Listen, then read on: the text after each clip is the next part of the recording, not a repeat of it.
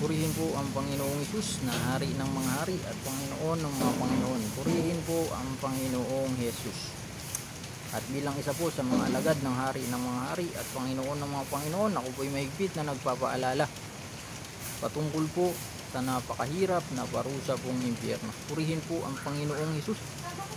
Ipinapaabot ko po sa inyo, mga minamahal ko mga kaibigan, mga kababayan, mga tao, na talaga pong napakahirap ng parusa pong impyerno. Napakahirap po ng parusa pong impyerno. Kaya ipinapaunawa ko po sa inyo bilang isa po sa mga alagad ng Panginoong Hesus, ay ipinapaabot ko po sa inyo na talaga pong napakahirap ng parusa pong impyerno. Purihin po ang Panginoong Hesus. At sana po huwag nyo pong mamasamain ang munting paalalang ito. At sana po inyo pong pahalagaan upang kayo din po ay maligtas sa napakahirap na parusa pong impyerno. Ipapaunawa ko po sa inyo kung ano po ba sa impyerno. Sabi nga po sa Marcos 9:44, sa impyerno po may apoy at mga uod na magpapahirap po sa inyo. Yung mga tao po mapupunta doon, yung ayaw po sa Diyos, ayaw po sa Panginoong Hesus, sila po ay susunugin ng walang katapusang mga panahon. Tandaan nyo po, susunugin po. Hindi po kayo tatambay doon o magpapasarap sa impyerno. Ipinapaunawa ko po kasi sa mga kababayan natin, gusto daw nila magpasarap ay ayaw nila sa Panginoon. Hindi po kayo magpapasarap sa impyerno. Susunugin po kayo. Susunugin po kayo, tas kakainin po kayo ng mga uod sa impyerno.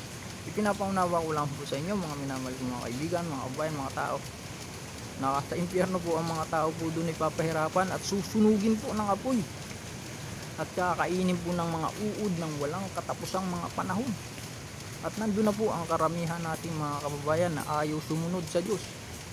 Purihin po ang Panginoong Hesus. At sana po huwag niyo pong mamasamain ang munting paalalang ito na nagmumula sa hari ng mga hari at Panginoon ng mga Panginoon. Talaga pong napakahirap ng parusa pong impyerno.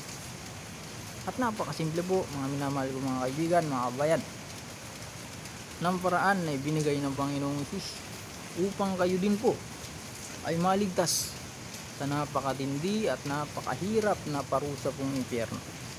Napakasimple po, napakasimple po. Na mahalin po natin ang Panginoong Hesus, mahalin po natin ang ating kapwa, at tayo po'y sumunod sa mga batas na umiiral sa ating lipunan.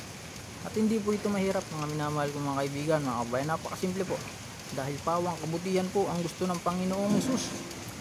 Dahil pawang kabutihan lang po at ikakaayos ng bawat maging ng bawat bansa na susunod sa Panginoong Hesus. Purihin po ang hari ng mga hari at Panginoon ng mga Panginoon. Wala pong iba kundi ang Panginoong Hesus. Purihin po ang Panginoong Hesus.